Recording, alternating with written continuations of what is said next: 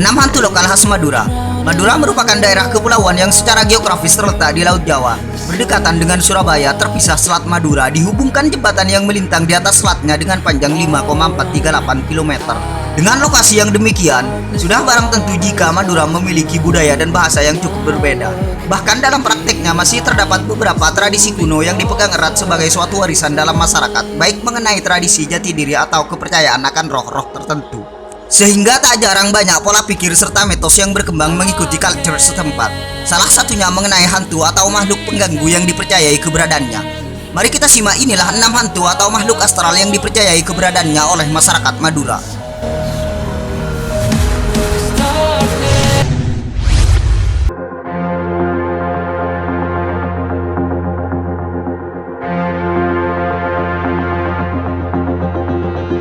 Mak Leleng.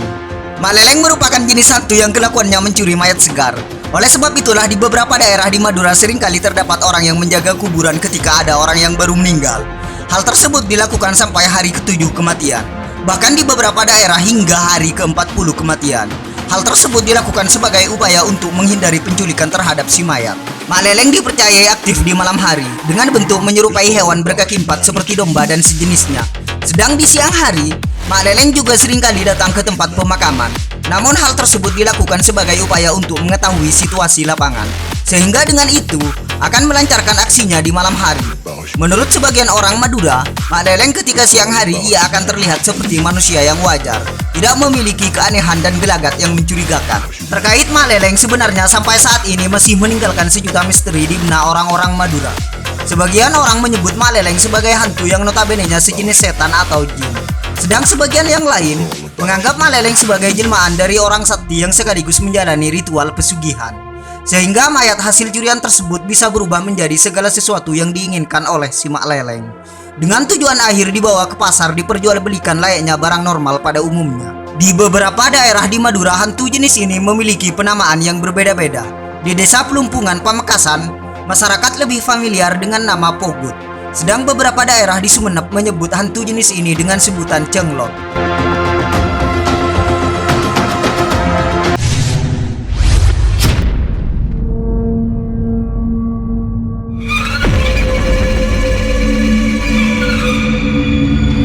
Pontianak.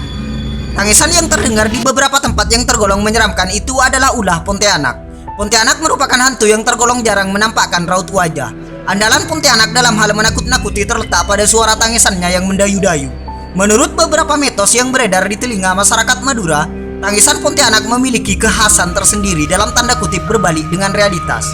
Jika suara Pontianak terdengar jauh, diyakini Pontianaknya dekat dengan kita. Sebaliknya, jika suara tangisan terdengar dekat, berarti si Pontianak posisinya cukup jauh dengan kita. Namun terkait tangisan yang mendayu-dayu di malam hari, tak semuanya bisa dianggap sebagai ulah Pontianak. Karena ada sebagian orang yang mengatakan bahwa hal tersebut merupakan suara musang yang sudah lansia. Meski Pontianak jarang sekali menampakkan batang hidungnya, namun sebagian besar orang Madura meyakini gambarannya adalah kepala perempuan berambut panjang dengan organ dalam yang menggantung dan masih dipenuhi darah.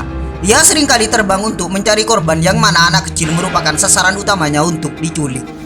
Namun anehnya, dalam kepercayaan masyarakat Madura, anak kecil yang menjadi korban penculikan Pontianak ini tidak akan dicelakai apalagi dibunuh. Kelakuan hantu jenis ini hampir sama dengan Wewek Gombert. Soal hantu yang memiliki sasaran anak kecil yang belum pernah mengalami lepas gigi, di beberapa daerah di Madura memiliki cerita yang berbeda. Bahkan penamaan pun berbeda-beda. Misal Bibi, Meng Meng, dan Rem Rem.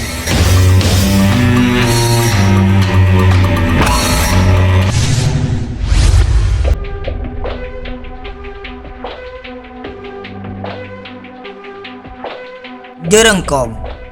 Jerengkong dalam kepercayaan masyarakat Madura dianggap sebagai jelmaan dari seseorang yang sudah meninggal dunia.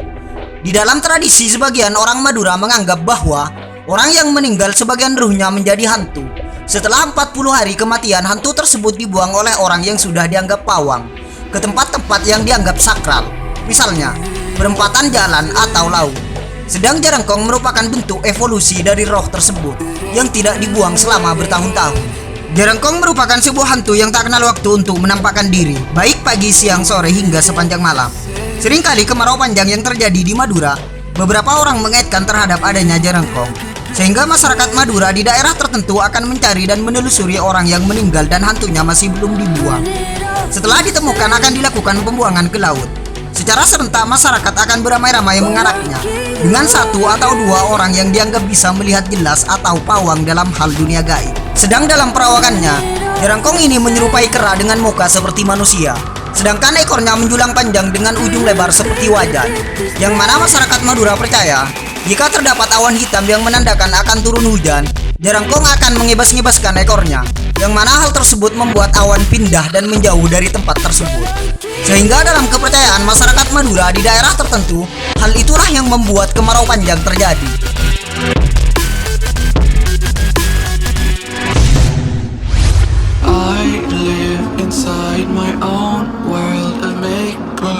Tintetin.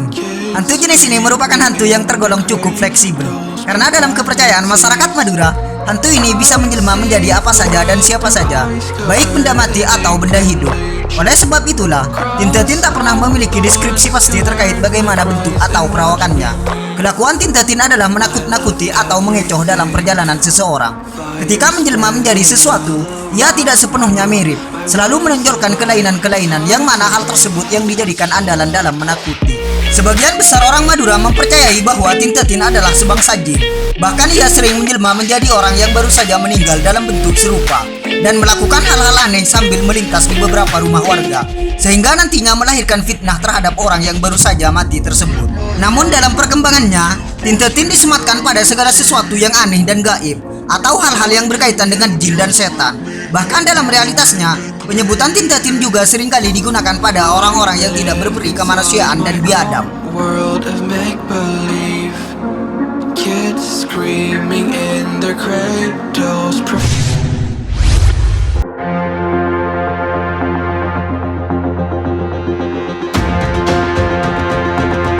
Karekel. Karekel merupakan jenis hantu yang cukup dikenal oleh masyarakat ujung Madura, tepatnya di Kecamatan Batu Putih, Desa Juruandaya. Masyarakat di wilayah ini meyakini bahwa hantu jenis ini bisa keluar dan berulah kapan saja, tanpa terikat oleh waktu. Bahkan ceritanya Karekel ini bisa melukai dan mencakar atau bahkan memakan si korban. Dalam penampakannya, Karekel ini merupakan hantu duet atau kolaborasi antara setan yang berwujud kera dan setan yang berwujud macan. Target dari hantu jenis ini adalah orang yang berjalan sendirian di tempat sepi atau semak-semak belukar. Ketika seseorang menjadi korban atau sasaran dari hantu jenis ini, ia tak akan bisa melarikan diri. Jika ia lari ke atas pohon, ada hantu kera yang mengejar. Kalau di bawah ada macan yang mengeksekusi. Pada era 80 sampai 2000-an, di daerah ini anak kecil dilarang keluar rumah sendirian, baik siang atau malam hari, oleh sebab dikhawatirkan menjadi korban dari hantu jenis ini, yaitu hantu Karekel.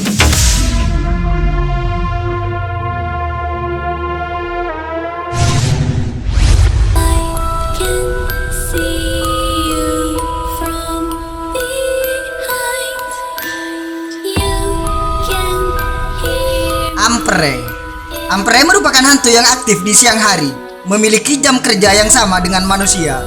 Bahkan perawakannya pun mirip dengan wanita pada umumnya, berparas cantik, berkulit putih, tubuh seksi dengan rambut yang terurai. Menurut sebagian masyarakat Madura, Ampere biasanya menampakkan diri di tempat sepi atau jalan yang rimbun dengan pepohonan. Bahkan ada yang menemukannya di sungai layaknya wanita yang sedang mandi nampak dari jauh. Jika dari dekat, hantu jenis ini kakinya akan terlihat seperti kaki kuda atau kerbau. Target operasinya adalah para lelaki hidung belang. Oleh sebab itulah kemunculan Ampere seringkali dengan pose-pose atau gerakan-gerakan yang manja sebagai upaya untuk menggoda si target. Selain memperlihatkan kaki kudanya, Ampere juga kerap kali menghilang ketika didekati oleh si korban, yang mana hal tersebutlah yang kemudian melahirkan efek takut pada si korban.